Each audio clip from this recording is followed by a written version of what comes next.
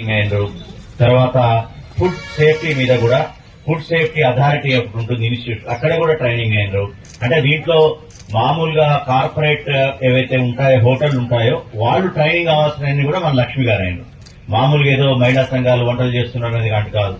వీరు డెఫినెట్ గా ఇప్పుడున్నటువంటి మోడర్న్ ప్రకారంగా ఏవైతే చేయగలుగుతారో మనకి నాన్స్ మొదలు పెట్టుకుని తర్వాత పన్నీర్ ఐటమ్స్ ఇవన్నీ కూడా అక్కడ నేర్పిస్తారు. సో ఈ మనకి యువతకు కావాల్సింది కానీ ఇతరత్ర కానీ ట్రెడిషనల్ ఫుడ్ కానీ మీరు తయారు చేసే ఉత్పత్తులు కానీ అన్నింటిలో కూడా వీరు చేసి ఇక్కడ క్యాంటీన్ డెఫినెట్ గా ఇందాక ఎమ్మెల్యే గారు ఉన్నారు, ఇది బాగా నడుస్తుంది 100%. వివేరా పోటీ అయితేమంటున్నారు.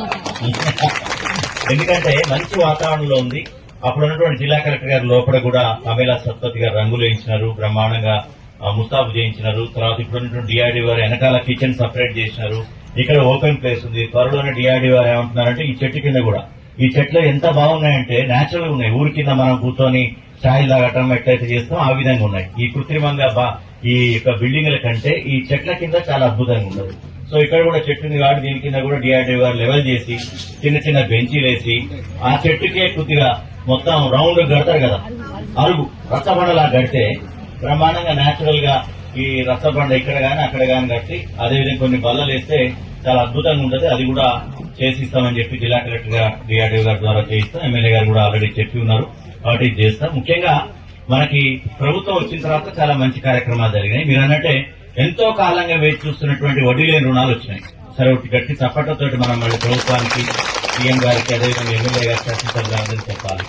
అదేవిధంగా మనకి ఇదివరకటి ప్యాటర్న్ మారి ఇదివరకు ఏం చేసేది, మనం లోన్ తీసుకుంటే కూర్చునేది సంఘంలో కూర్చొని చిన్న అప్ప అని ఉండేది, పెద్ద అప్ప అని ఉండేది. చిన్న అప్ప ఏమో ఏదో సంథింగ్ చిన్న టీవీ కొనుక్కోవడానికి, నగలు కొనుక్కోవడానికి, ఫ్రిడ్జ్ కొనుక్కోవడానికి దానికి ఉండేది. పెద్ద అప్ప అంటే ఇక బిడ్డ పెళ్లికి ఉంటే కొడుకు ఫీజు కట్టాలంటే ఇంజనీరింగ్ ఫీజు కట్టాలంటే ఉండేది. అంతేగాని ఆర్థికంగా దాన్ని డబ్బులు పెంచేటటువంటి కార్యక్రమాలు లేకపోతుండే. ఇప్పుడు ప్రభుత్వం ఏంటంటే వీళ్ళని ఆర్థికంగా సమృద్ధిగా చేయాలా, స్వయం సమృద్ధి చేయాలి. వీళ్ళ డబ్బుల్ని మనకి తల్లంతా పిల్లని చేయాలా అంటే ఆ వడ్డీలే ఏదైతే ఉంటుందో దాన్ని పెట్టుబడి పెట్టాలి. వ్యాపారంలో ఎంత డబ్బు అయితే పెట్టిరో అంత డబ్బు ఇమీడియట్ గా వచ్చే విధంగా చేయాలి. అప్పుడే ఆర్థికంగా మీరు బాగుపడతారనే ఉద్దేశంతో చేసేది. అంతేవిధంగా మీ ఖర్చులు తగ్గించారు. ఎట్లా తగ్గించారు? ఉచిత బస్సు 24 గంటల్లోనే 48 గంటల్లోనే 7వ తారీఖు ప్రభుత్వం అయితే 9వ తారీఖే మీరు స్టార్ట్ అయింది, మీతోనే స్టార్ట్ అయింది. మహిళా శక్తి ప్రోగ్రామ్ తోటే మహిళలకు ఉచిత బస్సు ద్వారా మీ ద్వారా స్టార్ట్ అయింది. దానివల్ల మీరు ఎక్కడికి పోయినా ఉచితంగా రాష్ట్రంలో ఎక్కడ తిరగండి, మీరు దేవాలయానికి పోండి, పుట్టింటికి పోండి, అత్తగారింటికి పోండి, ఎక్కడికైనా పోండి. సో దీనివల్ల మహిళలకు ఎంత ఊరట అయిందంటే డబ్బు ఆదా అయింది. ఆ ప్రయాణ ఖర్చు అంతా కూడా మీకు పెట్టుబడిగా మారింది. అదేవిధంగా ఇంట్లో కొద్దిగా ఆ డబ్బుతోటి మీరు పిల్లల అవసరాలు కానీ ఇతర ఫుడ్ కానీ న్యూట్రిషన్ ఫుడ్ కానీ అయింది. ఇంకేంగా ఎదిగే పిల్లలు కాలేజీకి పోయే పిల్లలు అయితే చాలా మందితో మాట్లాడితే ఈ డబ్బులు బస్ పాస్ డబ్బులతో పుస్తకాలు కొనుక్కుంటున్నాం సార్, అంతకుముందు పుస్తకాలకు పెట్టాలి, ఇప్పుడు మేమంతా కూడా దీన్ని మొత్తం పుస్తకాలకు వాడుతున్నాం అని చెప్పడం జరుగుతుంది. కాబట్టి ముసలోళ్ళు అయితే ఇదివరకు మా పెన్షన్ డబ్బులంతా బస్కే పోయేది పరిస్థితి, ఆ డబ్బులు మిగిలినాయి. ఆ డబ్బులతోటి ఇప్పుడు మనవాడు వచ్చినా మనవరాలు వచ్చినా ఒక 100 రూపాయలు 150 రూపాయలు చేతులు పెట్టగలుగుతున్నామని వాళ్ళు చెప్తున్నారు. సో మీతోనే స్టార్ట్ అయింది ప్రభుత్వం. స్టార్టే మహిళా శక్తి ప్రోగ్రామ్ కింద మహిళా బస్సు అందరూ ఉచిత రవాణా అనేది రాష్ట్ర వ్యాప్తంగా ఇప్పటికే 1,000 సార్లు మహిళలు ఈ ఉచిత ప్రయాణాన్ని అందుకున్నారు. ఇప్పటికే సంవత్సరం తిరగక ముందే మహిళలు ఈ 1,000 మంది కైబడి మహిళలు ఉచిత రవాణాను ఉపయోగించుకొని డబ్బులు ఆదా చేసుకున్నారు. కాబట్టి దాంతో మొదలై మళ్ళీ మీతోనే మొదలైంది గ్యాస్ బండ. మనకు బాధ ఎవరితో ఉంటుంది? గ్యాస్ తోనే ఉంటుంది బాధ, మనమే కట్టాలా. సో ఇంట్లో కొద్దిగా జెంట్స్ తక్కువ పట్టించుకునే పరిస్థితి ఉంటుంది. గ్యాస్ బండ అయితే 2 రోజులు లేట్ అయితే లేట్ అయింది, తర్వాత చూద్దామంటారు. ప్రాబ్లం ఎవరికి? గ్యాస్ తోటి ప్రాబ్లం ఎవరికండి? మళ్ళీ కట్టెల పొయ్యికి పోవాలా, గ్యాస్ పొగ వస్తుంది. అట్లాంటప్పుడు అది 1,200 రూపాయలు ఉండే గ్యాస్ బండని 500 రూపాయలే మొదలు కడతాం. 1,150 1200 కడతాం. మళ్ళీ మీకు ఆ రివర్స్ లో డబ్బులు 500 పోగా 650 మీ అకౌంట్ లో పడతాయి. సో అది కూడా మీతోనే స్టార్ట్ అయింది. అది కావడమే కాకుండా మీ మిమ్మల్ని అందరినీ కూడా వ్యాపారంలో స్వయం సమృద్ధి చేయాలని ఇట్లా ఇందిరా మహిళా శక్తి క్యాంటీన్లు బయట ఎందుకు పెట్టుకోవాలా? అసలు అంతా కూడా మీకు తెలియదు. కలెక్టరేట్ లో గానీ పెద్ద దాంట్లో గానీ ఏదో దీన్ని లీజుకి ఇస్తాం మేము. ప్రభుత్వం లీజుకి ఇచ్చి ఆయన నెలకింత సంవత్సరానికి ఇంత కట్టుకుంటాడు. ఆయన ఏం చేస్తాడో తెలియదు, అది అయిపోతుంది. కానీ ఇప్పుడు అది కాదు. మహిళలు స్వయం సమృద్ధి ఉండాలా, చాలా డబ్బులు సంపాదించుకోవాలి, ఎదగాలి. మహిళ ఒక్కది కాదు, సంఘాలు ఎదగాలి. సంఘాలు ఎదిగితే అంటే మహిళలందరూ ఎదుగుతారు. సంఘాలంటే గ్రామమే. ప్రతి ఇంటి నుంచి ఒక మహిళా సంఘంలో సభ్యురాలు ఉంటుంది. మహిళా సంఘం అంటే గ్రామమే, ఇంటి నుంచి ఒక మహిళ ఉంటారు, అంటే ఊరు మొత్తం కవర్ అవుతుంది. అట్లా సంఘాలకు డబ్బులు రావాలని చెప్పేసి ఇటువంటి మహిళా క్యాంటీన్లు పెట్టిరు. రాష్ట్రం అంతటా కూడా ఉన్నాయి.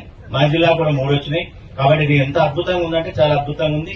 డెఫినెట్ గా ఎమ్మెల్యే గారు చెప్పినట్టుగా త్వరలో ఇది బాగా డెవలప్ అవుతుంది. మంచి క్వాలిటీతో పెట్టాలి, మంచి క్వాలిటీ తోటి మంచి రుచికరమైనదిగా, తర్వాత చూడగానే కూడా ఈగలు ఇవన్నీ లేకుండా నీట్ గా ఉండే విధంగా చేసుకుంటూ అందరు ఇక్కడ వచ్చే విధంగా మా మొత్తం వీళ్ళందరూ కూడా డెఫినెట్ గా మా ఎంప్లాయీస్ అందరూ ఏదున్నా గానీ ఇక్కడ ఉన్నటువంటి కలెక్టరేట్ వాళ్ళందరూ కూడా ఇక్కడికి వస్తారు. వీళ్ళే కాకుండా బయట నుంచి కూడా ఎల్లో చేస్తాం, అది కూడా ఇబ్బంది లేదు.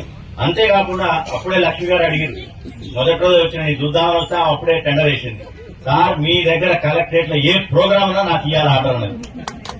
మీరు ఫేర్వెల్ చేసుకోండి, తర్వాత ఏదైనా చేసుకోండి, మీరు ఆర్డర్ నాకు రావాలని డెఫినెట్ గా ఇస్తాం. ఎందుకంటే మన సంస్థ మన మహిళది కాబట్టి బయట నుంచి కాకుండా, కానీ క్వాలిటీ కూడా దాని తగ్గట్టు ఉండాలి, ఎక్స్పెక్టేషన్ కూడా ఉండాలి. ఒకసారి తింటే మళ్లీ మళ్లీ ఇక్కడి నుంచి రావాలనేటట్టు ఉండాలి, కానీ ఏదో బాధగా తీసుకునే పరిస్థితి రాకుండా ఆ విధంగా నమ్మకాన్ని కూడా నిలబెట్టుకోవాలని కోరుతూ, ఇంతేకాకుండా మీరు వచ్చినటువంటి ఏదైతే లోన్ ఉంటుందో దాని ద్వారా చిన్న చిన్న పరిశ్రమలు పెట్టండి. చిన్న చిన్న ఇదివరకు ఉండే మళ్ళీ బంధాయని విస్తరాకులు తయారు చేస్తుంటది, నాప్కిన్ యూనిట్ తయారు చేస్తుంటది, ఇవన్నీ రకరకాలుగా ఉంటాయి. దీని ద్వారా డబ్బులు సృష్టించాలి తప్పితే ఆ డబ్బును ఉట్టిగా వాడుకొని చిన్నప్పు పెద్దప్పు అని వాడుకుంటే ఇబ్బంది లేదు. ఈ రోజుల్లో ఎవరికి మాకు కూడా లోన్లు ఇవ్వట్లే, ఇండివిజువల్ గా మాకు 100 సంతకాలు పెట్టాలా, మీకు మాత్రం పోగా 10 లక్షలు 20 లక్షలు ఇస్తున్నారు, అవునా కదా? ఈవెన్ మాకు ఇవ్వాలన్నా ఇండివిజువల్ లోన్ ఇవ్వాలంటే 20 సంతకాలు, కలెక్టర్ పోయినా కానీ 20 పేజీల్లో సంతకాలు పెట్టాలా. సో మాది స్కోర్ ఉంటది, ఆ స్కోర్ ప్రకారంగా మేము ఎంత ఎలిజిబుల్ అంతవరకే ఇస్తారు. మీకు అట్లా కాదు, మీరు బ్యాంకులకు నమ్మకాలు కలిగించింది కాబట్టి 5 లక్షలు 10 లక్షలు, ఇప్పుడైతే ఈ ప్రభుత్వంలో 20 లక్షలు కూడా చెప్తుంది రేణుకగా. కాబట్టి ఇంత నమ్మకాన్ని సంపాదించినటువంటి మీరు ఇంకా ఎదగాలని, ఇంకా పరిశ్రమల్లోకి వెళ్లాలి, వ్యాపార పరిశ్రమలోకి వెళ్లి మరింత సంపాదించి ఆర్థికంగా ఎదగాలని మనస్ఫూర్తిగా కోరుకుంటూ జిల్లా కలెక్టర్ నా వంతు సహకారం పూర్తి స్థాయిలో మీకు అందిస్తారని మీ సందర్భంగా తెలియజేస్తూ